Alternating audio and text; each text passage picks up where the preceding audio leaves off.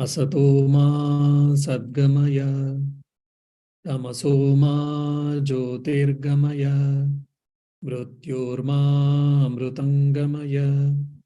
Om Shanti Shanti Shanti. Harihi Om. O Lord, please lead us from unreality to the reality, from ignorance to the knowledge, and from mortality to the immortality. Om. Peace, peace, peace. Dear devotees, we were at the end of this Aparokshanubhuti class. So the 15 angas or the 15 limbs has been prescribed by Adi Shankaracharya, the author, for Nididhyasana. What is Nididhyasana? It is Vedantic meditation. Now, what is Vedantic meditation? Then I should say that you should refer to, I would like to refer my Saturday lectures. Subjective meditation, objective meditation, Vedantic meditation, which I'm taking this different types of meditation classes on Saturday. So whoever you are interested, you can attend. And of course, they are available on YouTube also. You can attend even now. You can listen to it. In nutshell, what is Vedantic meditation? Is contemplating that I am the self. I am not the body. I am not the mind. I am not the thoughts, nor intellect, nor emotions. I am pure awareness. I am pure consciousness. I am bliss absolute. So thinking that, meditating on this, contemplating on these things is what Vedantic meditation. So to have that Vedantic meditation, authors said there is a necessity of 15 limbs. So Yama, Niyama, we have discussed. Desha, Kala, we discussed. And now we are discussing asana. What is asana? Even I have taken Ashtanga Yoga, Patanjali's Ashtanga Yoga. There also I have discussed in length what is asana. Actually, if you see, traditionally, in Patanjali Yoga Sutra, he concludes the definition of asana, the posture, in one aphorism, one sutra. Stiram Sukham Asanam. Stiram, steadfast. Sukham, comfortable. Which is in which posture or in which way you can sit comfortably and in a steadfast without shaking your body. That is called asanam. That is called posture. Now we have got different types of yogasanas today. Exercises, whatever. That's all part of Hatha Yoga Pradipika and some other scriptures. So what is asana? It should be comfortable, and that we should be able to sit for meditation in a steadfast way without shaking the body, without changing the legs or whatever, according to the yoga, Patanjali Yoga. Now, in the Vedanta, or in this particular text, Aparokshanubhuti, the author defines the word asanam, the posture, in a different way. So this is called Paribhashika Shabda, means technical meanings. Every school of philosophy, every system of philosophy has got different meanings, different shades of meanings. So that's the reason we have to understand first the preliminary text we have to read, we have to study. Many people say, Swami, how to study Vedanta? How to begin Vedantic study? Then I say, you start preliminary text like Tattvabodha, Aparokshanubhuti. Once you start reading, then you will get the definition of the terms. What is Atma? What is Deha? What is Manas? Mind? All these things we'll understand in a particular way. And more than that, a systematic way of thinking we will get trained by studying this preliminary text. Once we get, then if you can read Gita, Upanishads, or Brahma Sutra, logical treatise, you'll be able to understand. In beginning, if you start, it may be difficult And sometimes we may not understand, sometimes we may understand, we may misunderstand. Let us see now Shankaracharya, one of the greatest philosopher, greatest, the knower of the Brahman, one of the person, what he describes, how he describes the asana. Sukhenaiva bhaved yasmin ajastram brahmachintanam asanam tadvijaniyat itara sukhanashanam. Hence, one should know that to be the real posture in which the meditation of Brahman flows spontaneously and unceasingly, and not any other that destroys one's happiness. So, seventh anga has been discussed by the author. Among the 15 limbs or the part, this is the seventh anga, that is asana posture. So here the author actually is taking two types of asana. One is siddhasana, the other is sukhasana. So in this particular verse, he's trying to discuss the sukhasana. And of course, one should know a little bit Sanskrit, then it will be easy. So here he is saying that asana means what? In which way I can sit steadfast and spontaneously, if I can think, who am I? That is the I am that. Existence, consciousness, bliss absolute. That is what sukhasana mean, in which the meditation of Brahman flows spontaneously and unceasingly. Just like the river, there is spontaneously and unceasingly it is flowing. Suddenly you put a big a rock or a boulder, or you put a barricade, then the flow will not be unceasingly. There is a break. So like that, how the river flows spontaneously, unceasingly. So asana means what? The flow of the conscious, the Brahman conscious should be spontaneous and unceasing. That is what asana, according to the author in this particular text. Now let us try to discuss this word sukhasana. Sukha means what? It is comfort, comfortable, pleasure, happiness. So there are different shades of meaning. Here sukha means what? According to Yoga Sutra, sukha means it is comfortable. Asana is a posture. In which posture I can sit comfortable. Say for an example, Sukhasana, Ardha Padmasana, Padmasana, Vajrasana, Siddhasana. So there are different type of yogic postures by which any one of this, in practicing in any one of this, one can meditate. But what is that? It should be comfortable for us. It should not be having so much problem so that our mind will be towards the body, physical body, and I cannot concentrate. That should not be the case. So in Yoga Sutra, Sukhasana means it is comfortable posture, comfortable position. Now let us see in Vedanta, what does it mean?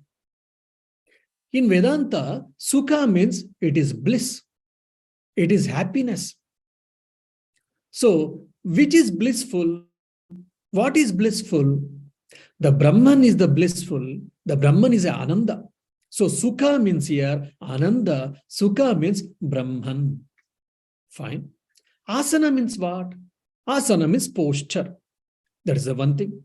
And whatever the mat we use in Sanskrit or in Kannada also, they use say for an example, we have got a mat exclusively meant for meditation. Mat. That is also called asana. Means which is a substratum on which we sit and meditate. So asana means in Patanjali Yoga Sutra, it is a posture. The root word meaning, one of the other meaning of asana is what? Substratum or base. So what is the base for all this creation? For the entire creation, the base, according to the Advaita Vedanta, the non-dualistic philosophy, is nothing but the Brahman. So Sukha, happiness, blissful, that is again Brahman. Then asana, which is the support, substratum, which is the substratum for everything, for conscious and for unconscious, for individual and for microcosm and macrocosm, for everything. According to Advaita Vedanta, Brahman is the substratum for everything, for jiva and ajiva, for living and non-living. Everything, Brahman is the substratum. Brahman is the source. Brahman is the support. That means what? Sukhasana means what? Brahman. Why? Because on that support, everything rests. Everything comes from that.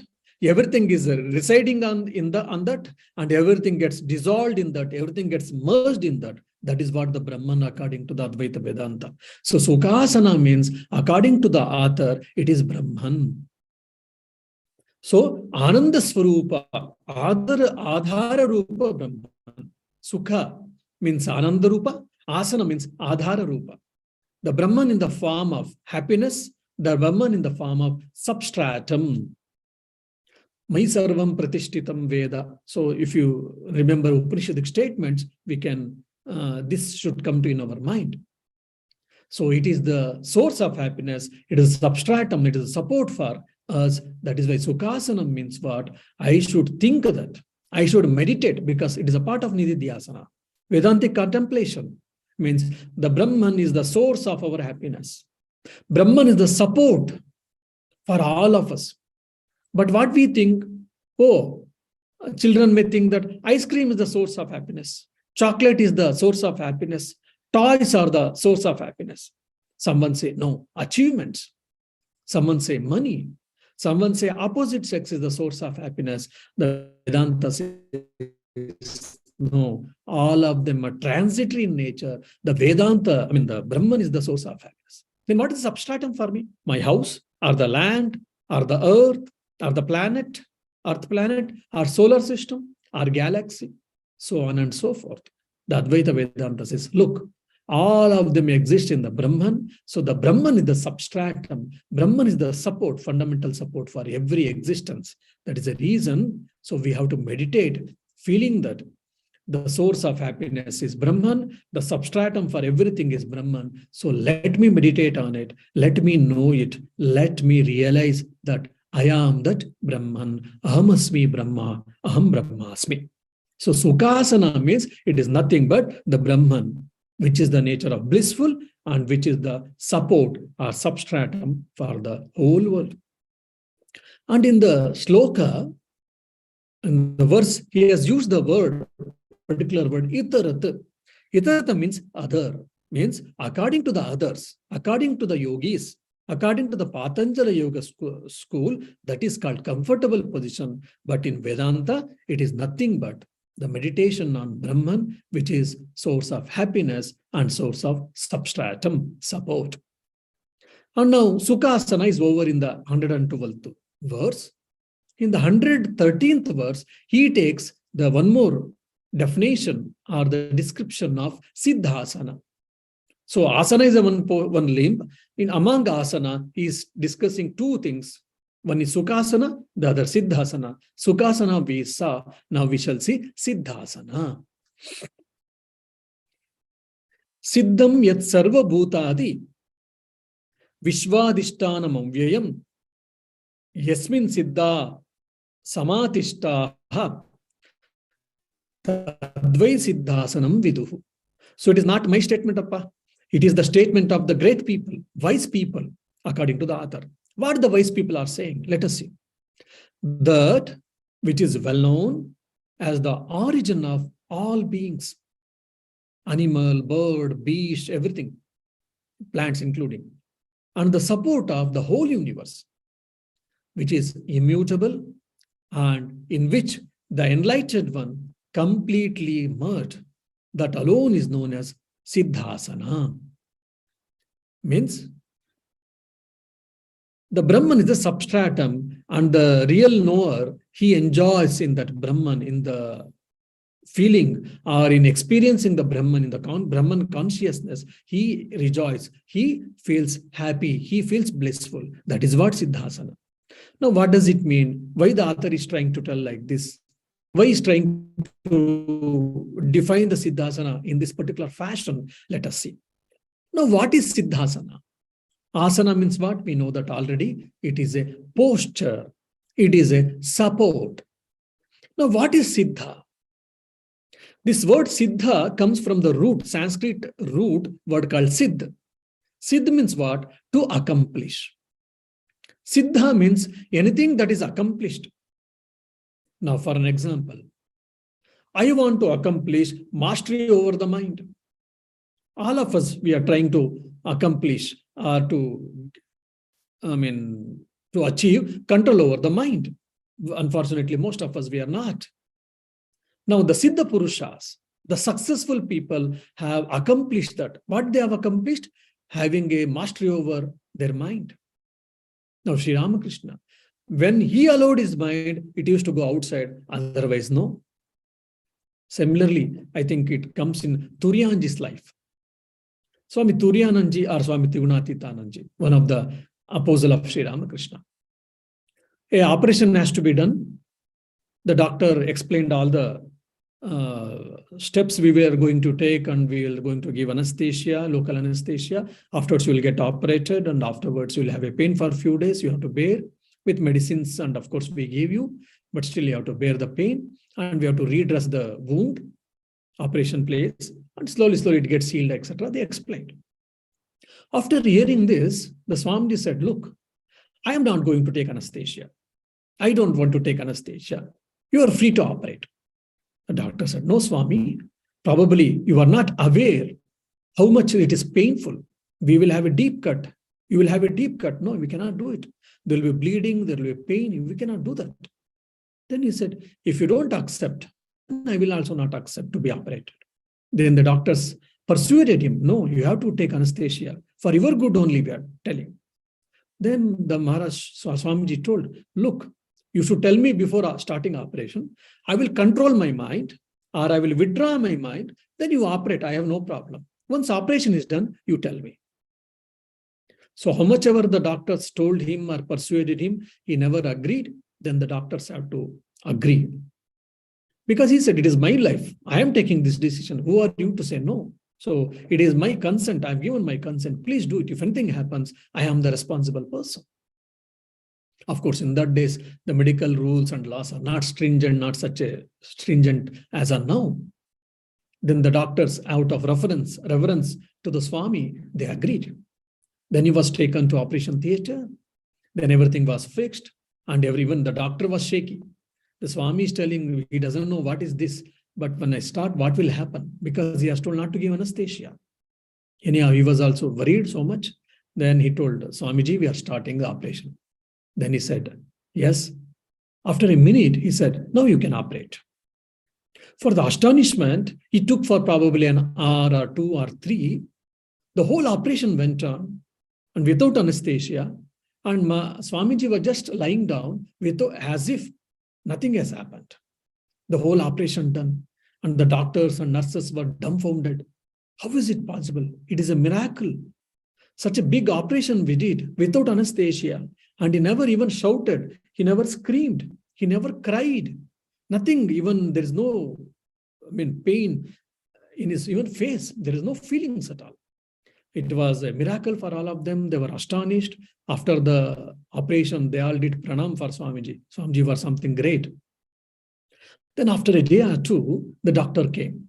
Then the doctor was inquiring, how are you, Swamiji? How are you? And all. And Swamiji was telling, yes, I'm good. And talking, the doctor, he tested on the operation part of the body. He wanted to remove the bandage and he wanted to redress. Just he tested, and Swamiji started shouting, oh, so much pain. The doctor was astonished again. He was dumbfounded.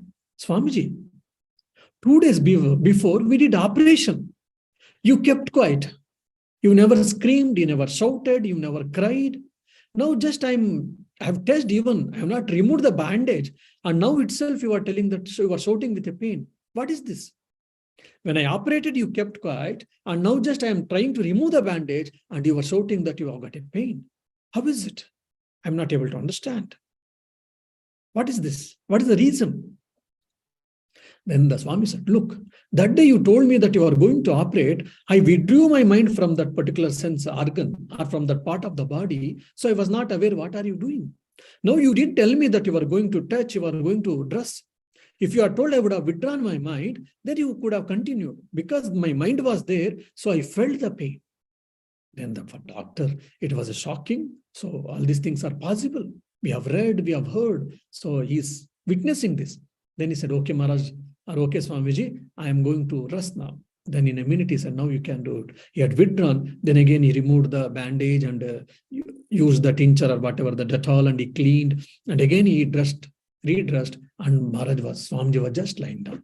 Why? Because he had control, he has withdrawn his mind so that he was not at all conscious what is happening at that particular body portion. Because he had got a mastery over the mind. So this is what here Siddha. Who is called Siddha? Who is accomplished person? So generally in the spiritual life, who is called Siddha? Who has got a control over his mind. Once when I get away, once when I've got a self-mastery, then I can do anything and everything. Isn't it? So that's why it is called Siddha, anything that is accomplished. Or someone probably by doing special yogic practices, he has got special mental powers, like getting disintegrated in the air, walking on the water, walking on the fire, walking in the air. All these things are called also Siddhis. Why? That is a particular success. But here generally in Siddha and spiritual life, we mean is one is having a control over the mind. If you can have the control over the mind, that is called Siddhi. And the other is having God realization or self-realization. Now, let us try to see what is the Siddhasana according to the author. So, the yogis practices different asanas to have a control over body and mind and to control over prana. Again, finally, their intention is to control over the mind. Once their mind is controlled, when they're able to control the thoughts, then they can divert into dhyana and samadhi, meditation and samadhi. But in Vedanta, what is Siddha? Siddha means Brahmanhood. Why? Because according to Vedanta, what is to be accomplished? The realization of Brahman, the experience of Brahman, feeling that, experiencing that I am that Brahman is to be accomplished. Siddhi, isn't it? So Siddha means here that is nothing but Brahman or self-realization. Then asana again, it is a support, it is the substratum. What is substratum? What is the support for the entire creation? The Brahman is the support.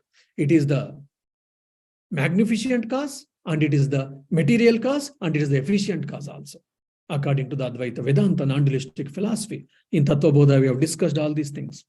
So the Brahman is the efficient cause and as well as material cause. So the support is Brahman, and Siddha to be accomplished is the realization of Brahman. So even the Siddhasana means it is nothing but Brahman. So the Brahman is the support, and the Brahman to be accomplished, the realization of Brahman to be accomplished, thinking that once the sadhaka, the spiritual aspirant should start meditating on the Brahman. What is this consciousness? What is this existence, pure existence? What is this pure consciousness? What is that pure bliss? And they say it is subject. It is not the object. There is no death. There is no birth. And no, weapon like AK-47 or sword or whatever, it cannot kill. Fire cannot burn. Air cannot dry. Water cannot wet. It is not at all an object. It is pure consciousness. It is subject. So we should start meditating on that. That is what here Siddhasana means. Why? Because according to the Vedanta, Nitya Siddha Vastu, that which is ever accomplished entity is nothing but the Brahman, and all other is Nitya, Anitya Siddha Vastu. You may accomplish something, after some time it will go away. Power, position, name, fame, beauty, all these things, they come and they go. Agama, apayina, they come and they go. Anitya, and they are non-eternal. Whereas the Brahman is the only Nitya Siddha Vastu, which is the eternal substance to be accomplished. That is why when I say Siddhasana, it is also called Brahman or the self. Sukhasana, which is in a blissful form, that is also Brahman or self. Even Siddhasana is also the Brahman or the self. So one more Siddha means it can be said as Brahmanhood. So Siddhanam Asanam, there is one more meaning also, which is self-evident. Which is self-evident? Again, the Brahman is the self-evident, the self is the self-evident, or the Atman is the self-evident or self-conscious. So that means what? Again, it is called Brahman. So this we have to understand clearly. Jnaninam asanam, a place where Gnani abides, or the locus on which Gnani resides. What is that? That is Brahman. Why? Because the realist person, the knowledgeable person, he knows that the Brahman is the substratum for everything. The consciousness is the source, consciousness is the support for anything and everything. So he is aware. The Gnani is aware, and Agnani, the dull-headed fellow or ignorant persons, are not aware. So that's why Siddhasana means what? It is nothing but the Brahman or the self. So our center of consciousness, our center of locus should be the Brahman, the self, not anything and everything. This is the real shift. When we study Advaita Vedanta, it has to happen, it will happen. Now we are switching, we are fixing ourselves with the body, with the mind, with the external world, external objects, or some achievements, or on some ideas. We are struggling to exist. We are struggling to sustain. That is our focus. That is our locus, actually. From there, we have to shift, and we have to make our locus as the self. So from world dependence to self-dependence, it should come. From world dependence to God dependence, it should come. That is what spirituality is. What is spirituality? How can we say that? How can we decide that we are progressing spiritually? When if you can move from world dependence to God dependence, if you can shift yourself from world dependence to Brahman dependence, the self-dependence, then you can understand that you are becoming more and more spiritual. The manifestation of the divinity is becoming more. You are becoming true devotee. You are becoming the devotee or a gnani in the real sense or in the true sense. Now, in the next shloka, the author speaks of Mula Bandha. Apart from asana, there is kriya like jalaneti, sutraneti. There are some kriyas which is meant to cleanse the body. The other is called bandhas. These bandhas are meant for, again, to have a control over the body, especially to control over the mind, and to have a control over the prana. And by this, what happened? We have got 6 chakras. So, Muladhara, Manipura, Agna, all these things. So the awakening of Kundalini Shakti has to be done. For that, this Mula Bandha, this Kriya, this particular process has been given in the Yoga Sutras. So author is taking the Mula Bandha, the word from the Yoga Sutra, but he is giving the different meaning. Let us see what is the different meaning. Yanmulam sarvabhutanam, yanmulam chittabandhanam, Mula Bandha sadasevyo, yogyosau rajayoginam. That yanmulam sarvabhutanam, that Brahman, which is the root of all existence, yanmulam chittabandhanam, on which the restraint of the mind is based, is called the Mula Bandha. That is the restraint root, which should always be adopted since it is fit for Rajayogins.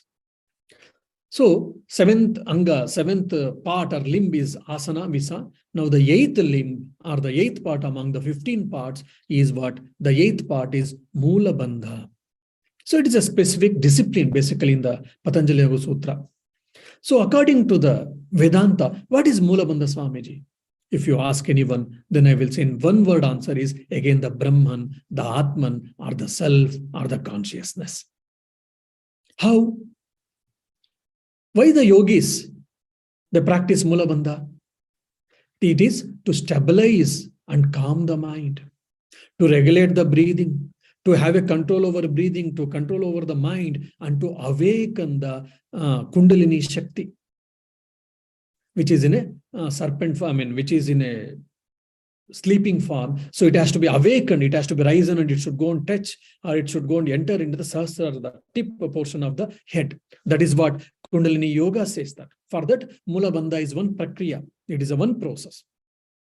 It enhances the energy and also concentration. Now, he is using this word Mula Bandha in a different way. Let us see in Vedanta, what does it mean? Mula means what? It is root, it is seed. So what is the root of ourselves? What is the root of the creation? What is the seed form of the creation? For an example, if there's a tamarind tree came from tamarind seed. Tamarind tree from tamarind plant from tamarind seed. Now there's a beautiful mango tree. How did it come? Oh, mango plant has been emerged. It has evolved itself into a mango tree. Fine. This mango sapling or mango plant, it came from where? Oh, it came from mango seed, isn't it? So from the seed, the plant comes, isn't it? So mula, source, is also called source, from which everything has come out. Now, for example, in Dublin, we have got Leafy River. The Leafy River has somewhere got source. From there, the Leafy River starts flowing. So immediately, so similarly, what is the source? What is the seed? What is the root? According to the Advaita Vedanta. For me, for you, for creation, for this world, for this universe, or for living and non-living beings, for everything, the Brahman or the self is the root. The self is the source. The self is the seed by which everything has emerged out. Everything is appearing. So Mula means again Brahman or the self. Bandha means what? To restrain. So restrain the mind and fix yourself on the conscious. Control your mind from the senses, from the sense objects, from the external world, and try to fix yourself on the source, try to fix yourself on the seed, try to fix yourself on the support or on the root, which is nothing but the self. From the self, everything has been emerged. Either it starts from atom to galaxies, to the planets, to the stars, from living beings, non-living beings, rock, minerals, whatever you can see from your naked eye, whatever you can see from microscope, whatever you can see from telescope or anything, all things have come from, emerged out from the Brahman or the self. So that's why you control your mind, you restrain your mind and try to fix your mind into the what? Into the Brahman, into the self. The moment you understand that, then you'll be able to get rid of this bondage, get rid of this unhappiness, get rid of all this life and death, then you'll be blissful. Now we are trying to achieve the bliss, and once you realize this, you will be the form of bliss. Now I'm trying to taste the sugar. If I become the sugar, how beautiful it is, isn't it? So that's what the Jnana Yoga or the Vedanta is trying to tell. You are always trying to find happiness. You are always seeking happiness. You are trying to attain happiness. That is fine. But your happiness, your own nature is happiness. Due to the ignorance, you are yourself discriminating yourself, feeling different from the happiness. I, the experiencer, I, the enjoyer, and there is a joy, there is a happiness, there is a bliss. I, and there is a chocolate. When I consume chocolate, when I take a chocolate, when I put into my mouth, I start enjoying. So I and the chocolate and the enjoying, the process is different. Now, because I like chocolate, when I'm eating chocolate, then I'm feeling joy. The source of joy is in the chocolate, according to me. Now, Vedanta says that you are wrong. The source of joy is not in chocolate. If that is the case, in the whole world, for everyone, the source of joy should be in chocolate. But some people don't like chocolate. For them, if you give the best chocolate available in the world, they say, okay, but they don't enjoy. Why? Because they don't like it. Since they don't like it, they don't enjoy. That means what? Joy is not in the chocolate, joy is in me. I am superimposing my joy on the chocolate. And when I eat chocolate, I feel that the joy is in chocolate. Now the Vedanta asks you to shift your vision, shift your thinking.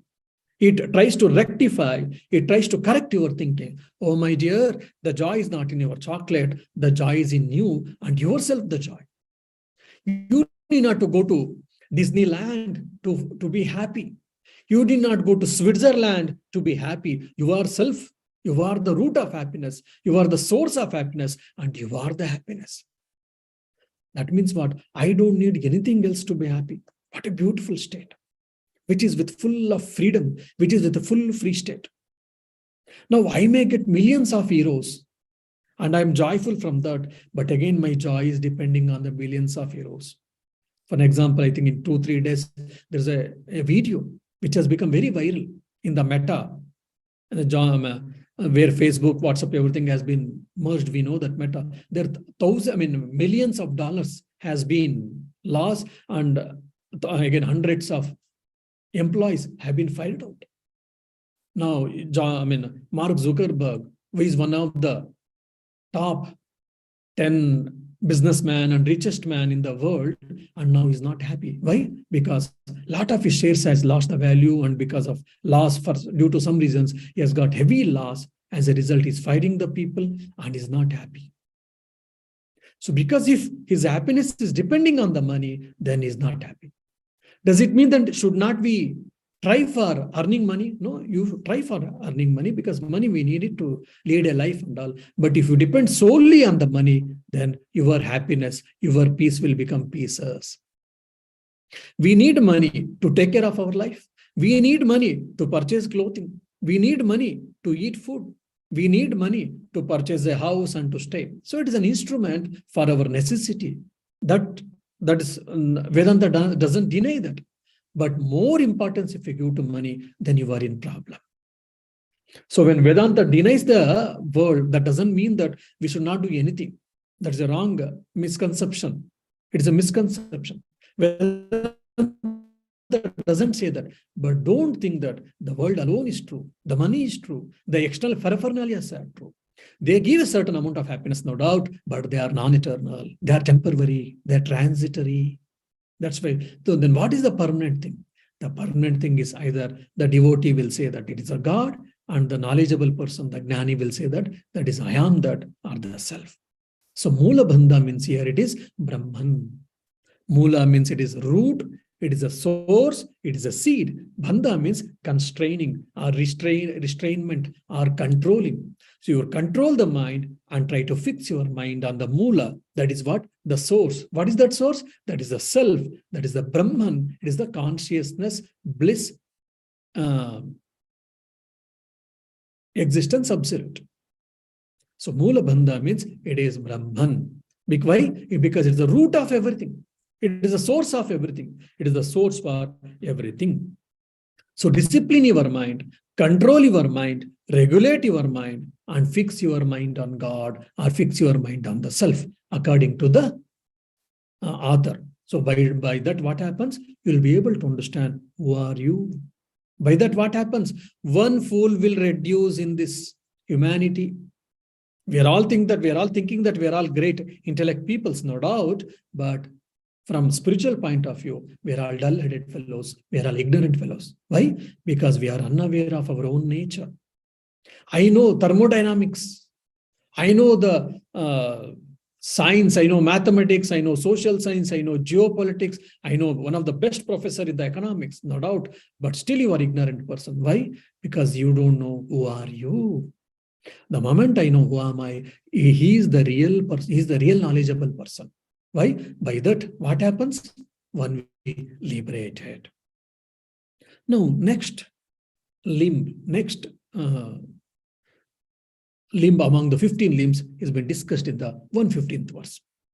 Anganam samatam vidyat same brahmani linatam no chet naiva samanatvam ujutvam shushka vrikshavat. Equipose, samanatvam. Even in Bhagavad Gita, you get the equi-state of the mind, equipose of the mind is called samatvam yoga uchyate. If your mind is at equiposed mind, where equilibrium, if your mind can maintain at all circumstances, then you have attained yoga, you have become yogi. Samatvam yoga uchyate. We know that. So what is that samatvam has been explained in this particular verse. Absorption in the uniform Brahman should be known as the equipose of limbs. Otherwise, mere straightening of the body, like that of a dried up tree, is no equipose. Means the author is referring to the Patanjali Yoga Sutra. In Patanjali Yoga Sutra, samatva means what? when I sit for meditation, my back portion, this trunk, then the back and this head portion should be all in a straight line. If I'm sitting like this, no, I'm not in a right position. I'm sitting like this, no. I'm sitting like this, I'm sitting like this, no. Or I'm sitting like this, no. None of these are samatva. I'm sitting straight. If you keep a stick from my tip of the head portion to the base of the back portion, hip portion, then the whole body should stretch almost, should touch the stick uniformly. That means I have got a correct posture. Then I have got a correct posture which is fit for meditation. So even in Bhagavad Gita 6th chapter, Atma Sanyama Yoga, these things are discussed. So the author is telling that if that is the case, samatva means, then what's the difference between you and the tree? Actually, we need for meditation this force, stand, erect, sit, we have to sit straight as much as possible in a comfortable position, which helps to meditate, no doubt. But somehow the author is trying to tell here that even the tree is also very straight. You are also sitting very straight, very erect, very stiff.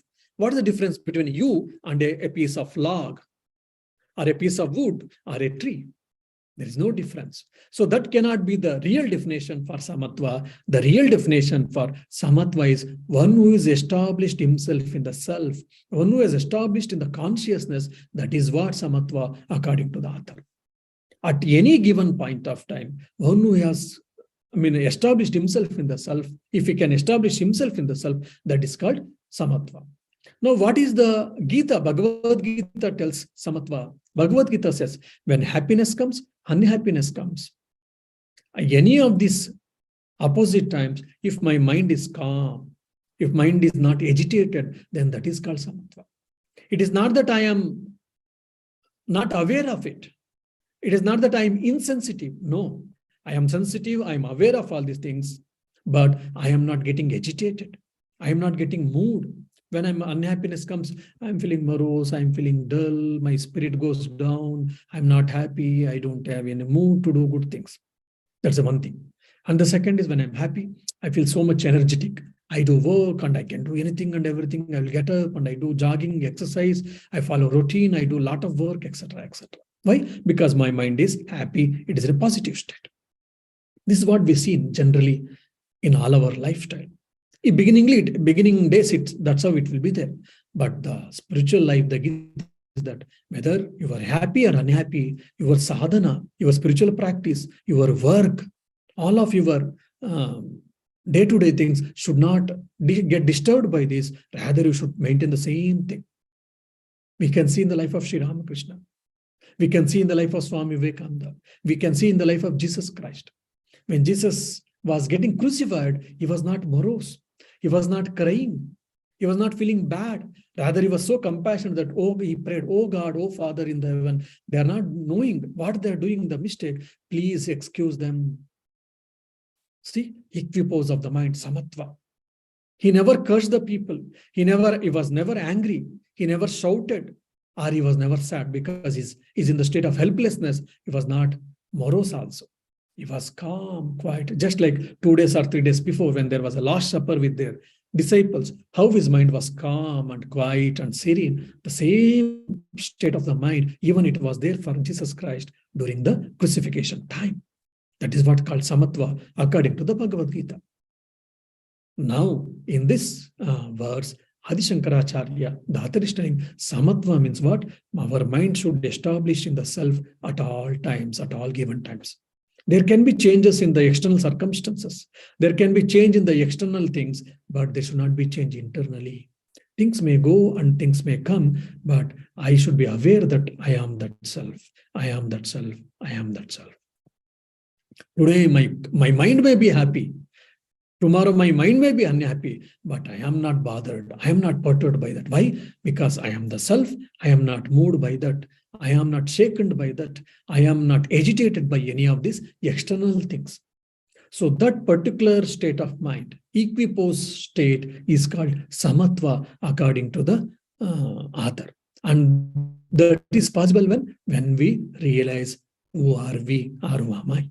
I'm not the body. I'm not the mind. I'm not the thoughts. I'm not the emotions. I am not the intellect.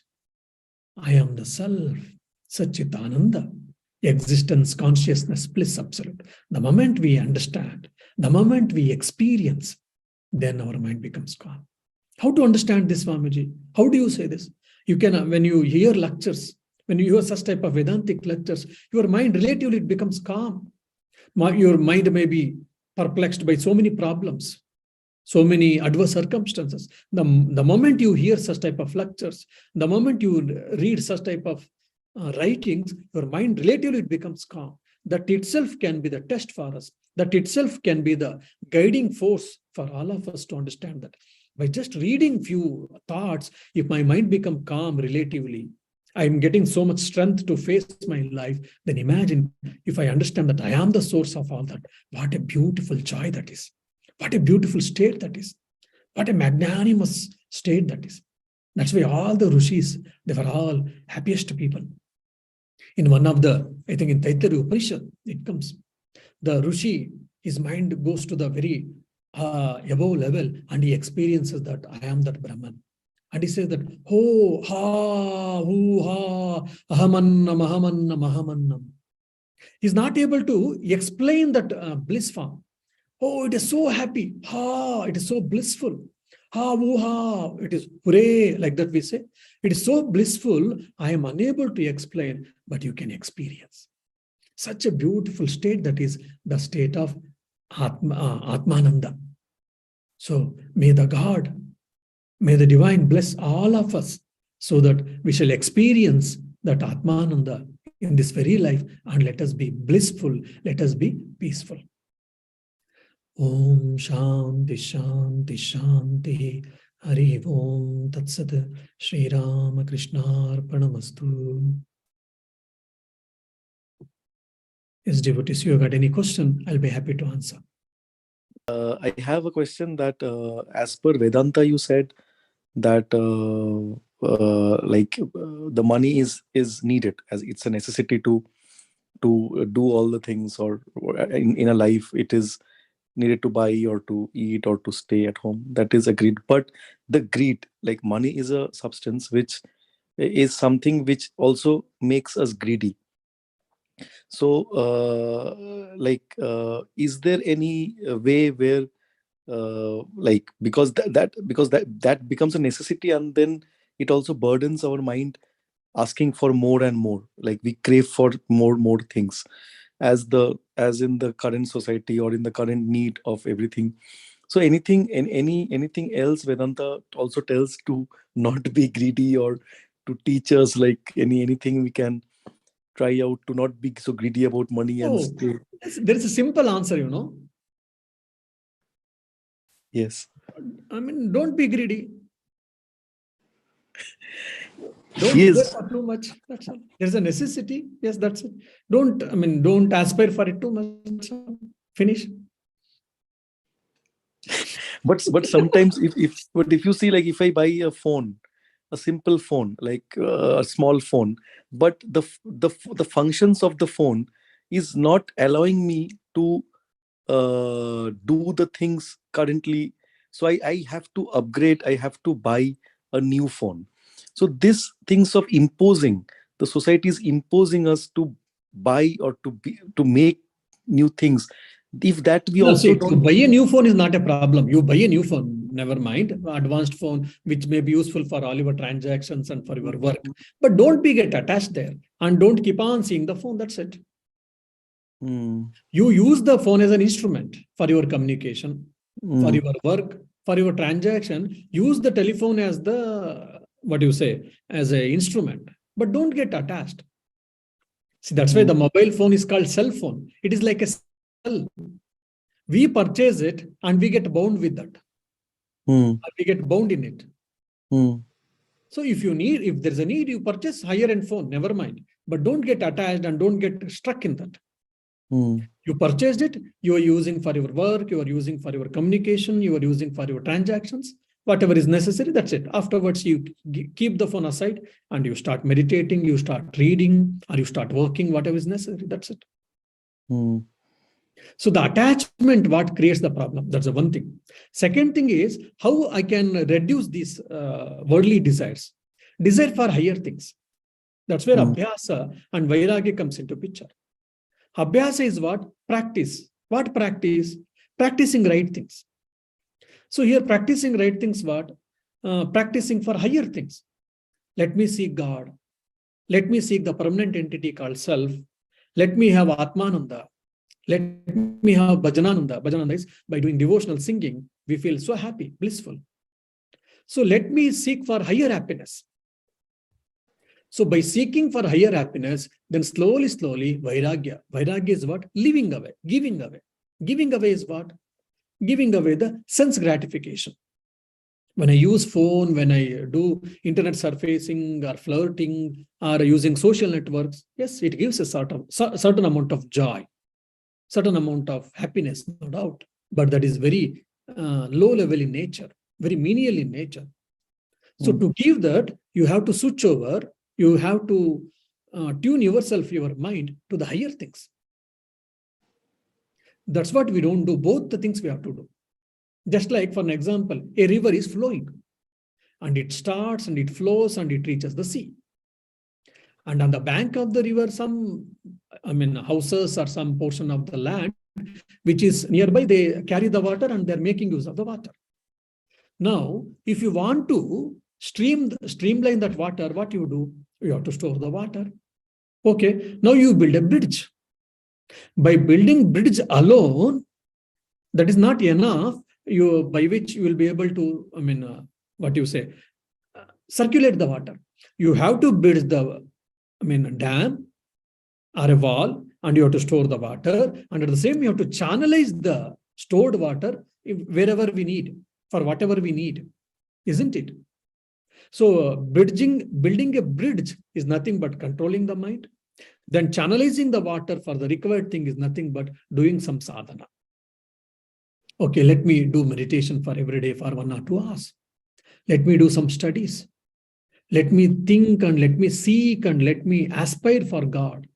Let me think and let me seek for self-realization or for higher living or for detached living. So such type of higher thoughts first we should have, then again thinking again and again and trying to put into practice.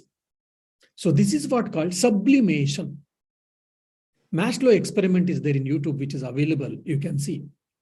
The experiment goes like this. 5 or 10 kids were kept in single room. So Maslow was kept on the table. The children were told, the kids were told, look, we are going out. I'm going out. In 2 or 3 minutes, I will be back. If you have not eaten the chocolate or Maslow, then you will get the second one. If you eat away, then you will not get the second one, only one.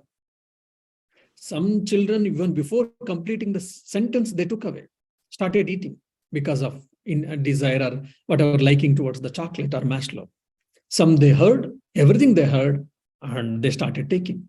Some they tried to control, they couldn't.